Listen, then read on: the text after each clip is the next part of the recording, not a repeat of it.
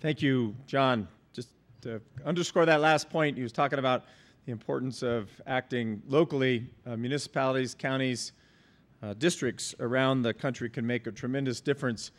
A lot of people outside of the United States focus on what Congress is not doing. We focus a lot of our work at CSU on what states are doing. And if you took all the people in the United States who live in a state with a renewable portfolio standard, it'd be about 220 million people. It'd be the 5th largest country in the world that actually have a renewable portfolio standard. So in spite of what's been inactivity at the federal level, it's just one small example of what states have done to actually reduce emissions in those states through, drastic use or expansive use of renewable energy. Same thing is true if you think about it and you just kind of aggregate all the things that happen in local areas. There's a lot being done in this country. We'd like to see a national energy policy, but in lieu of that, we shouldn't stop what we're doing at the local level as aggressively as you are here in Aspen. Our next speaker is Morgan Williams. He's the president and co-founder of the Biochar Solutions. He was alluded to earlier by Chris. Following the successful Hope Mine biochar reclamation, Morgan has been busy presenting at international conferences on low-input bioenergy production for semi-arid environments, biochar for land restoration, and renewable energy for rural agricultural development. He's the co-founder and executive director of Flux Farm. He's developed, managed, and raised money for interdisciplinary research teams composed of university, government, and private sector scientists. He serves on numerous boards and working groups, including Colorado State University, the Initiative for a Carbon Negative Economy, the Roaring Fork Biomass Consortium, and the Western Colorado Carbon Neutral Bioenergy Consortium. So Morgan, come on up and give him a welcome.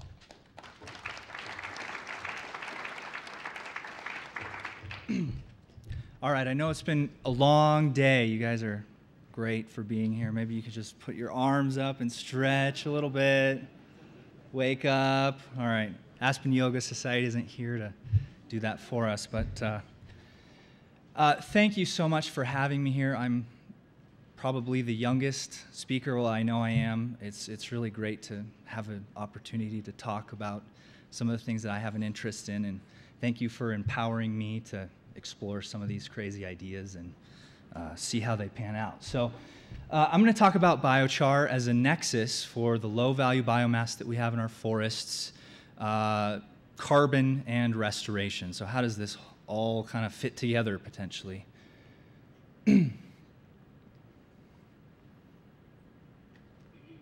Oops. Okay, so we've already seen the pictures on this carbon liability. I say carbon liability because this forest is made of carbon, and if it burns, it goes to CO2, and if it decomposes, it goes into CO2 and methane, both global warming gases, and those just create the cycle and make the cycle more compound and create more warming and create more vulnerable forests and so on. So we're sitting on this carbon liability.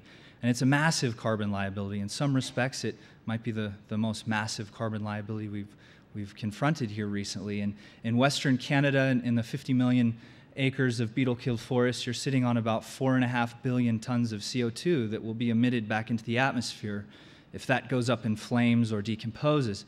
So what does that mean? Well, that's over 10% of what humans emit through fossil fuel emissions every year. So this forest that is dying, that is dead, in Western Canada will emit more than 10% of human carbon emissions back into the air. So you have some strategies. If it goes up into flames, it's CO2. If it decomposes, it's CO2. But let's say we do get in there and do some forest management and are able to extract some lumber products. Those lumber products actually are carbon storage. That's carbon that when you build with wood, that wood is carbon and it is stored in the building. So that's a form of carbon storage. But you're also left with some byproducts. That lumber is cut, and 4 sides of that log result in stuff that kind of looks like this. And it's used in some respects, some mulching, animal bedding. It's burned for bioenergy. And in some cases, it's just disposed of. So when those things happen, it goes into CO2 and methane as well. So we're sitting on these forest problems. We know that we need to act. We know that we need to do some restoration.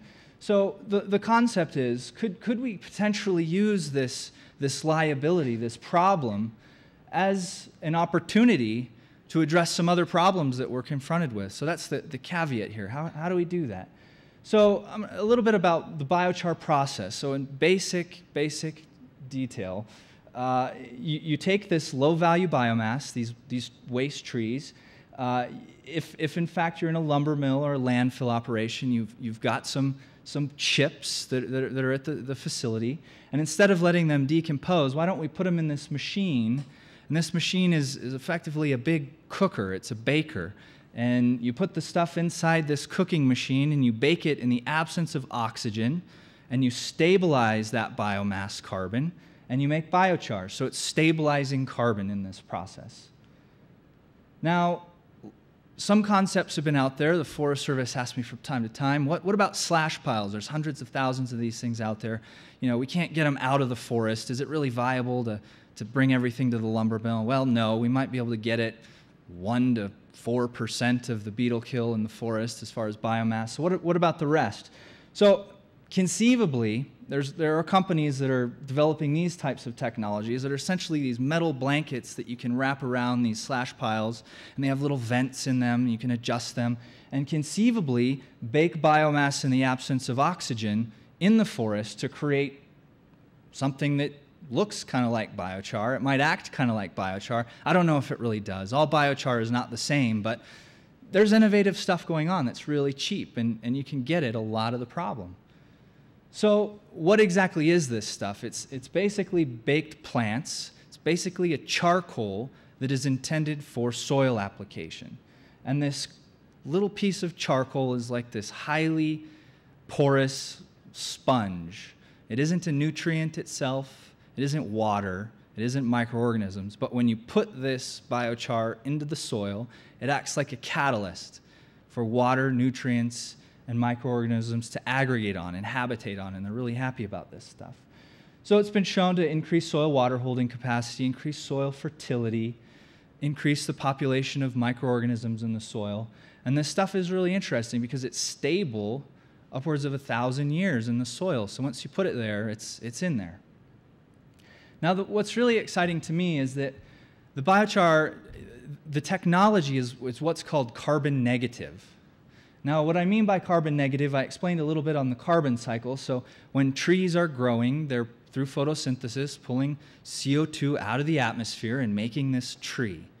And when that tree dies, either through fire or decomposition, that carbon, about 99% of it, goes back into the atmosphere, and that's the carbon cycle. So the biochar cycle, what you do is you redirect that dead tree and you put it through that baking process, which is called pyrolysis, and you stabilize 50% of that carbon in the solid char form to put back into the soil and bank it for thousands of years. So you're able to redirect 50% of the CO2 from re-entering the atmosphere and storing it in the soil to do some interesting work while also sequestering carbon. So it's an interesting concept. And some of you might have heard, how many people have heard about the Virgin Earth Challenge? Okay. And I know probably all of you that do. So the Virgin Earth Challenge is the largest science prize ever offered. Richard Branson had this crazy idea. He said, well, since climate change is such a problem and there's a lot of carbon in the atmosphere, and gosh, by the time that we become carbon neutral, as in stop putting carbon in the atmosphere, there's going to be just that much more carbon. And we see the charts, we're going to be 6 degrees hotter maybe. So what if we started to develop some technologies that could fundamentally remove some of that carbon from the atmosphere? So this is this crazy thing. $25 million to the first company that can do this.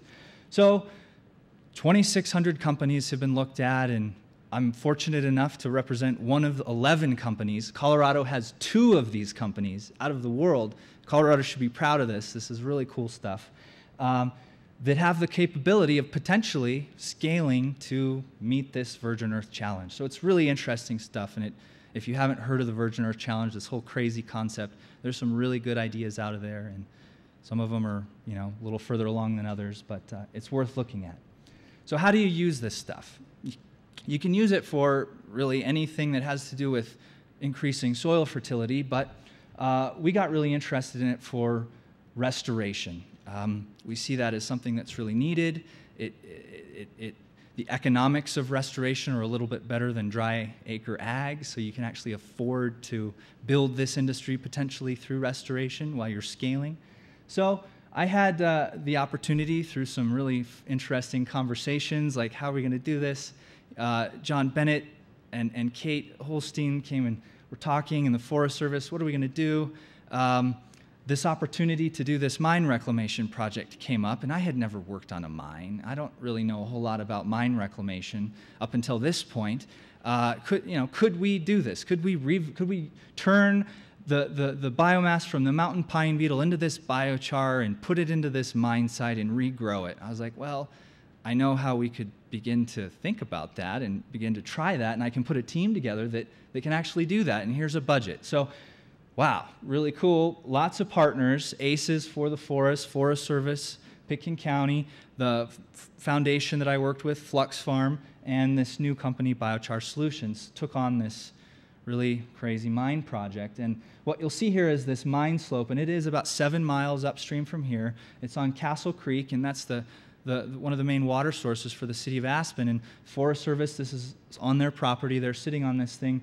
And you see this big slope, and it's exposed rock, and some of those rocks have some kind of nasty chemicals in it, and they're worried that a flood event or an erosional event or just something might erode that slope and cause some problems to the city of Aspen's water supply. So we selected this site. Now, got some project design. It's basic stuff. We were really looking at achieving slope stability and erosion control to keep the rocks out of the river. We wanted to see how this stuff worked, how much of it you needed to put on there, some of the practical things, and then evaluating it. So went through some stages, some planning stages. There's my partner Andrew Harley down there measuring some stuff, some sourcing. We weren't actually able to make the biochar on site to do this work. We had to order it, which is kind of ridiculous. We'd like to be making it out of all this stuff, and there are some technologies to do that. We had to prep the site. Here you'll see two of our guys down there with this erosion control netting just on the steep slope. It's about 40 degrees in places. It's pretty steep. Getting down there to put this netting down. And then you have mixing. We used, because this stuff is really light, this charcoal, and you can't just blow it on there. It would just blow away. So we had to mix it with compost and really understand how just the material's handling. How's this going to work? So we mixed it with some compost. We loaded it into this thing called a high-speed conveyor, which Mark Fuller, if he's still here, has used these things to do revegetation on Independence Pass. And then I have a little video here of the actual application. So here's the char with some of the compost getting shot down onto this slope. It's really kind of a crazy thing, but you see how steep it is, and it just catches on that netting, and our char is in that blend, and then we went on. So. And then monitoring. So just some basic pictures. Here's when we showed up to the site, July. It looked like this for 60 years. And over time, this is June after we did the application. So this is right when the grass seedlings were starting to grow in. Here's July. And here's August. So over 1 year, we're able to see, wow, we were able to bring back some life to this pretty dead slope. And a comparison, just to really look at that. And wow, that's pretty amazing, wow. And this was also a trial, so we installed 42 research plots on one location, replicable trials to really understand how much char we needed to put down, how did char amended compost compare to just compost, and how did it compare to just direct seeding on top of this thing. So we found that the char amended compost at 5 tons an acre was over a 300% increase in plant cover over the first year, and also 3.5 times more water holding capacity than just the compost blanket. And that's pretty interesting. And so you'll see here's our 42 plots, and really scuttling around. If anyone's done field work, God, this is not the easiest place to do it, but we had to know how it worked on a slope. So this is the first time anyone had ever done this at scale on slopes with biochar. Now what you see here is looking up to those 42 plots, and you see variation in these plots. And that means we were learning things, since there's differences in these little 7-foot plots. So something's actually different, which is, wow, that's the aha thing. So what were the differences? Here's just some basic graphs. I don't like using graphs, but people don't like graphs either. But here's what you see here. Here's this little laser gun. 5 tons an acre, that seems like the optimal deal. So you'll see this curve. Here's the 5 tons in June monitoring, July, and August. So you see the growth. This is the 5 ton per acre amended. You saw that growth improved from 15% to 30%, which is a 313% increase. And then you had the compost controls. From June, you had about this here, and then in August, it was the same. So it was 0% difference. But the comparison from the August monitoring of the compost to the August monitoring of the amended plot was a big difference, and that's really the narrative here. And the percent moisture, we're looking at mechanisms. Why did this work? We tried different things with inoculating, with microorganisms and all this stuff, but we found moisture to be the most interesting thing. So you'll see in June, the June monitoring, soil moisture was right here, and then over the season it dried out because snowpack melted and whatnot, so it went down to here. And you had the compost, it started right here even with the biochar amended compost, and just the compost, it was even. But over the course of the year, you saw that just the compost plots dried more than the biochar and compost amended plots. But I have to point out, in fairness, this isn't statistically significant data, but it does show a trend. And when you're talking about monitoring on a 40-degree slope in the field, I mean, that's just about as good as you can do, I think. And we also saw evidence of soil growth over just 1 year. And we saw worms in here, which was really cool, and different little arthropods in the biochar amended soil. And before, it was just a barren rock slope. So how this is going to work over time, it's a very dry year this year, and we need to just continue to monitor and learn and really get into those plots again to see, well, how much better, if at all, this is doing. So here's another few pictures. Here's looking down at that slope, and this is when we started. Here's in June. Here's what it looked like afterwards. So really what we were able to do is really achieve some of this really cool collaborative restoration work that's carbon negative, actually starting to use some of these waste trees, biomass resources. We've got to get them out of there through forest restoration, cut them out. But instead of just burning them or getting rid of them, let's consider them as an asset if we turn them into this material and improve water fertility, water holding capacity, and regrow some of these sites. And it really took all these players to get this done. And what we showed is, flip back and forth, low-value biomass, carbon-negative opportunities to address environmental liabilities and turn them into some environmental solutions. So really now it's time to replicate this. Let's take it. We have more to learn. This was our first time, and we learned a lot, so maybe we can do better next time. Thank you.